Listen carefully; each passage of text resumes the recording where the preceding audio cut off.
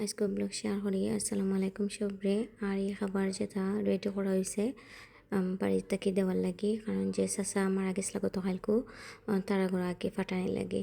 তো এখানেও গরুর মাংস আলু দিয়া, আর খানের কোয়ান্টিটি হইব লাইক 20-25 জনে খাইতে পারবা। ক্যামেরাতে আসলে বুঝা যান না, মানে ওলান করে দেওয়া হয়েছে আর কি।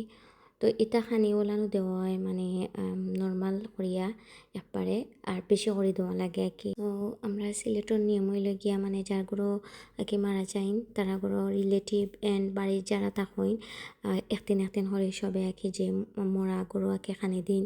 মানে আসলে মানুষের মন মানসিকতা ভালো থাকে না, তার লাগেও সবে নাস্তাও করিয়া পাঠাইন, চাও দেন। তো এই ডাইলটা আমি রাঁধছি, মানে বাকি যেটা আছে ভাবি রাঁধছইন।